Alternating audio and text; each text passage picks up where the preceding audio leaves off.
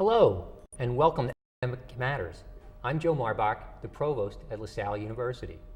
Today, I'm joined by Klare Scarborough, who is the Director and Chief Curator of the Salle University Museum. Klare, welcome to the program. Well, thank you. Thank you for having me. Now, Klare, you are relatively new to Salle, last 9 months or so. Tell the folks at home a little bit about your background and what attracted you to the position at the University Museum. Sure. I have a background in art history, a PhD in the field with a specialization in contemporary art, and I have a good deal of experience working at museums in both development and project management. What attracted me to LaSalle was the collection. I was really impressed by the collection and by the possibilities. That was kind of the first major source of attraction. The second source of attraction was, I have to say, the community. I had a really nice feeling when I first came, and it seemed like there was a lot of potential to grow professionally here. And so here I am, 9 months later, very happy with my job. I work a lot. I love to work at LaSalle, at the Art Museum, and I just feel like I'm blessed with this wonderful opportunity. Okay. Well, you said the museum attracted you because of what it has and what it's all. Tell the folks at home a little bit about the museum and what type of museum it is and some of its holdings. Sure. It's an art museum with a pretty fabulous collection of art from the Renaissance through the present day. The focus is on Western art, European and American. We have some really outstanding works of art. We have works of art by Tintoretto, by Eng, by Rualt. But aside from these masterpieces, I think on the whole the collection is fairly superb. It was put together originally by Brother Daniel Burke, who was the founder of the Art Museum and a former university president. And it grew over the years through purchases and donations. It was designed as a teaching museum, so we are a university museum, and our primary community is the university. But we've grown beyond that to welcome a lot of school children from the area who come with programs. So aside from the focus on Renaissance to the present, we also have a number of special collections that have grown over the years. We have a nice collection of African art. We have a nice collection of Japanese prints, which I can see growing also in the coming years. And we recently acquired a nice collection of Chinese art, really from the Neolithic period through the 17th, 18th, 19th century. Which will be used for teaching purposes, for putting together exhibitions that'll be not only for the students but for the general public.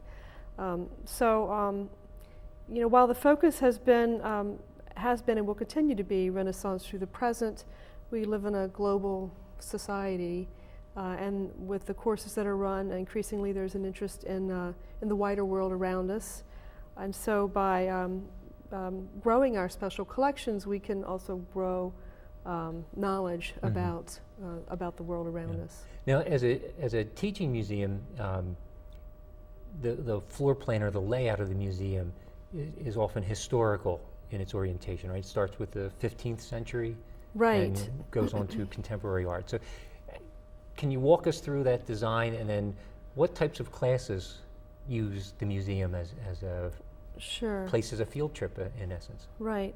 We have 6 fairly permanent galleries of art, which I say fairly permanent because there's always movement in galleries.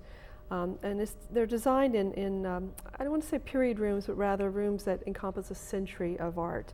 So that you have the Renaissance Gallery, which is 15th, 16th century, although we do have some works in there from the 14th century. But you can go in there and teach a class in Renaissance art, or Renaissance history, or Renaissance theater even, and really be in that kind of environment. Then beyond that, there's a 17th century gallery, 18th century, 19th century, and each of the galleries are just the right size to accommodate a group of students, a class of students. Then we also have a 19th and a 20th and 21st century gallery. Again, really nicely sized, so that one class can fill a room and have the entire focus of the professor, be focused on the professor. So in terms of the kinds of classes, I mentioned history, philosophy, theater. We've all different kinds of classes use the museum.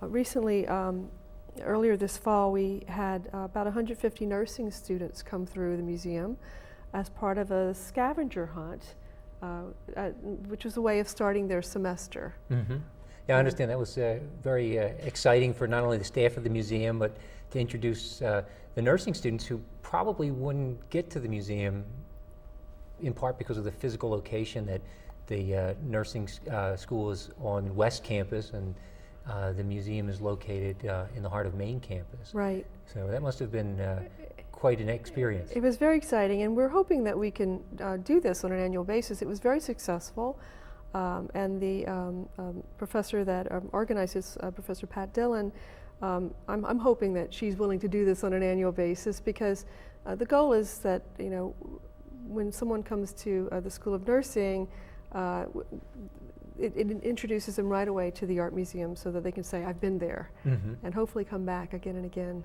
Now, you mentioned it was a scavenger hunt. What were they looking for? They were looking, they were told to look for various, to find various paintings, and of course we put little markers on the labels to help them out, and they were asked very pointed questions about the paintings, questions that drew out themes of, you know, compassion, or what's going on medically or anatomically with this painting, or you know, how does this relate to medical practices then or now? Very interesting questions, and they were questions that were designed really to provoke discussion. So after the students went through in small groups, they were taken through as a larger group, and again with a guided question and answer series. Okay, I think it was very successful. Yeah, it just really shows the creativity, not only of the faculty, but the ability to use the facility in what I can only describe as a very creative, unusual fashion. So it sounds like a real contribution to what they're doing in the school. Absolutely. You'd mentioned that there were also some community outreach that's going on. A number of school children come in and use the facility. They also create some art. They do. Each year we have, I'd say right now, and it's a growing program, but right now we have over 2,000 students that come, ranging from pre-K to the 12th grade. And they do come through. A lot of the classes, especially the younger classes, they'll have an art making segment. Well, they'll have a guided lesson through the galleries, and they're guided according to various themes. And then they'll end up producing art, which will reflect their visits. So they'll be inspired by their visits. Okay.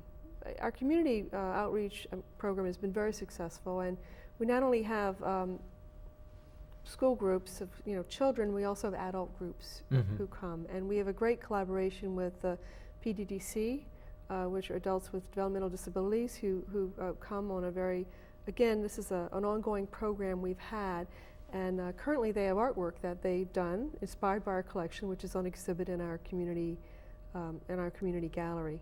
Okay.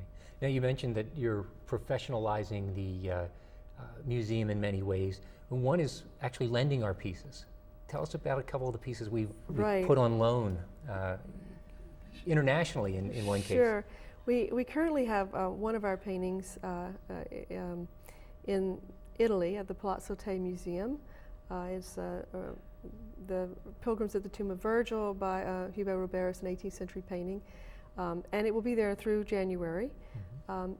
We have another painting which is at PAFA, Pennsylvania Academy of the Fine Arts, which will be part of the traveling exhibition on Tanner, Henry Osawa Tanner, which will open at PAFA in January, and we'll be there a number of months, and from there we'll travel to Cincinnati and then to Houston. So we'll miss our painting by Tanner's Mary. It's a very wonderful and important image for a painting for our art museum, but it will be seen by so many people as it travels around the country. That's great. It sounds like you're really moving the museum forward and making it a more professional institution as opposed to just a purely educational institution, which Brother Daniel established it as, but it's evolving and moving forward. What are some of your favorite pieces? If somebody in the community comes to visit the museum, what should they definitely see while they're there? Oh my, I would advise them to see whatever is on our changing special exhibits gallery, because we have exhibits that we rotate every 3 months. What do you have going on now? We right now have Sarah Hunter, which is actually coming down tomorrow, but starting in in January, we have an exhibit by Jane Irish, who is a Philadelphia-based artist and has been working with the Connolly Library's special collection, the imaginative representations of the Vietnam War. Okay. So she's been mining the archives, the special collection archives, should I say, and has been using it as source material for her artwork.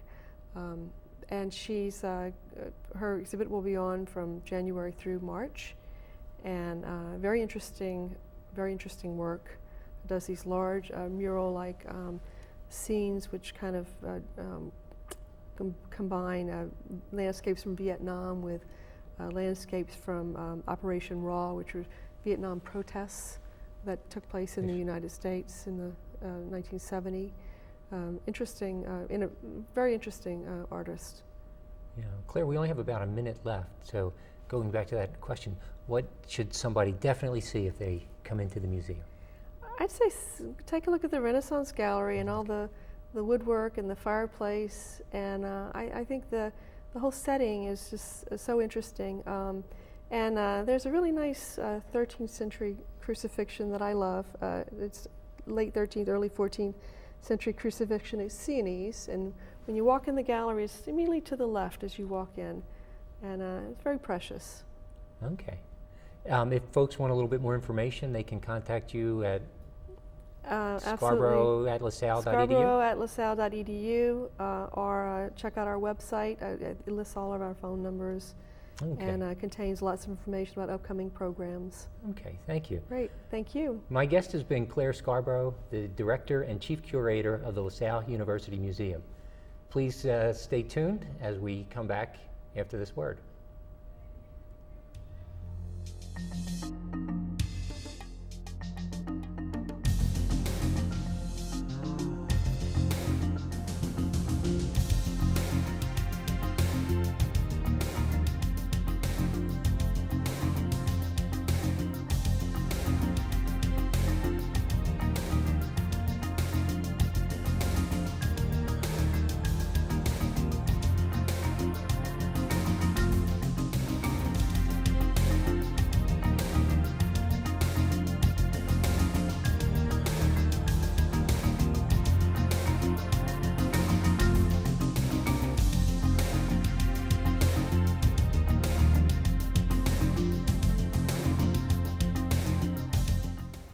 Welcome back to Academic Matters. Once again, I'm Joe Marbach, the Provost at LaSalle University.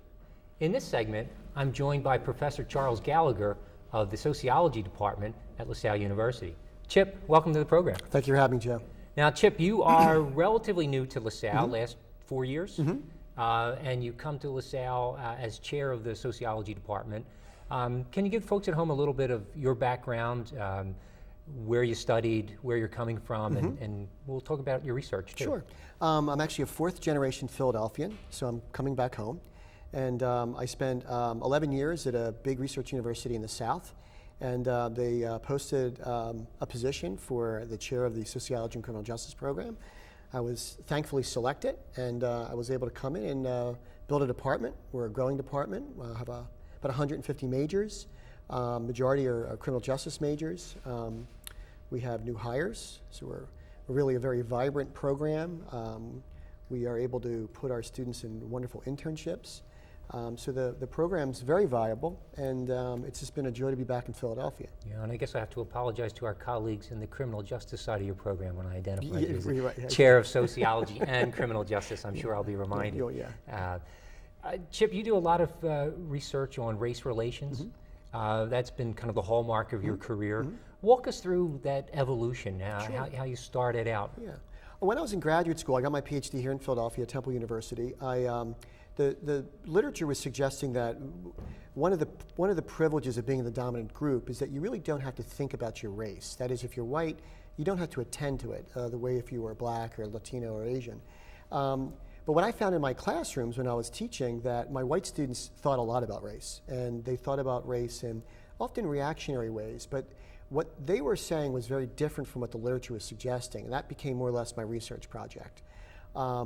And so what happened was that there was this kind of shift from whiteness being invisible to whiteness being a category for whites that some saw as a form of victimization. So a lot of whites saw themselves as being denied access to resources because they were white.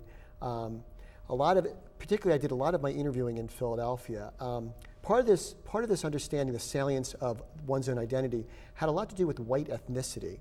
So a lot of my respondents, some of them were college students, some were people in their 50s, 60s, and 70s. But among my younger respondents, someone would say, well, I'm Italian American. And so I would ask them about the salience of their ethnicity, and I'd ask 5 questions. I'd say, well, do you speak Italian? And of course they would say no. They might be 3 or 4 generations removed. Correct, but they like to use their ethnic identity as a way to say, well, our people had it bad. I don't want to hear other people talking about how they had it bad. We all had it bad. So it's really a negation of American racial history to equate. Certainly, my grandfather's from Sicily. I understand the deprivations he experienced when he got here, but it wasn't the same as being black in the United States. And so what happens is there's kind of like this kind of historical sleight of hand where younger whites were using their ethnic affiliation with their grandparents as a way to say the playing field is now level. So I would ask 5 questions. The one, do you speak Italian? No. Did you grow up in an Italian neighborhood? No. Do you feel obligated to marry an Italian? No. Have you ever been to Italy? No. And then, of course, the big question, have you ever gotten jobs through Italian networks? No. Well, these are the hallmarks of ethnic salience. So what I realized that a lot of my white respondents were using ethnicity in a very specific and selective way to negate contemporary racism. And of course, this is borne out by a lot of the research. The kind of qualitative work I did, I triangulated with more survey research that's done at the national level.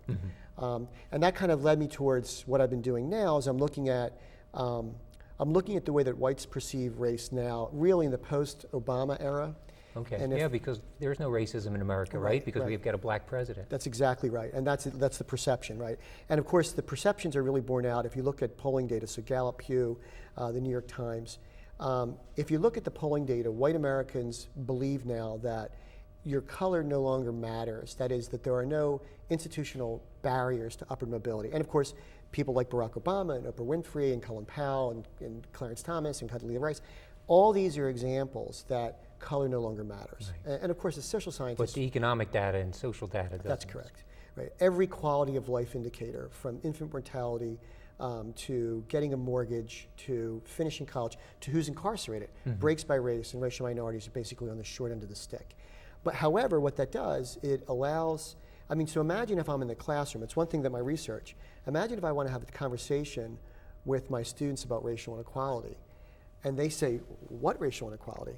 So for me to even have a conversation, I had to convince them, in fact, that things really aren't as level as one might appear if you watch television.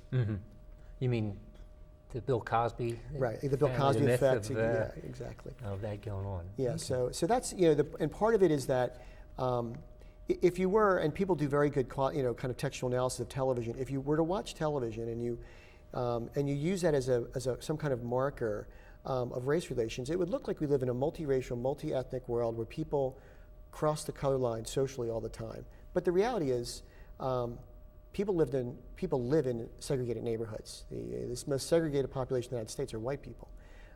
Most of my students, and it's not just true at LaSalle here, it's true really all around the country, they live in white neighborhoods. They attend white churches. If you ask them who their 3 best friends are, they're all white. And it's not that they're racist, it's just they happen to grow up in segregated environments. In that kind of environment. And that data has just recently been reinforced by the census data that came out, right? That's I know correct. that they've looked particularly in the Philadelphia region, and I don't know where it stands in comparison to other parts of the country, but I would imagine that we're as segregated as anywhere else, if not more so. Right, and the reason that we got such big attention in the New York Times because we were the city that had since 1970 to 2007, when they stopped at the study, the city became more segregated and the suburbs became more white and affluent. So it was kind of a poor black and brown city and surrounded by a much more affluent suburb. And of course, this is where, this is the kind of thing where people don't have the chance to be in integrated settings because they grow up in neighborhoods that are segregated. Yeah. Now, Chip, to what extent are you able to work the urban location of LaSalle University into the classroom? Mm-hmm. We often talk about city as classroom. Are you able to connect the city to your students?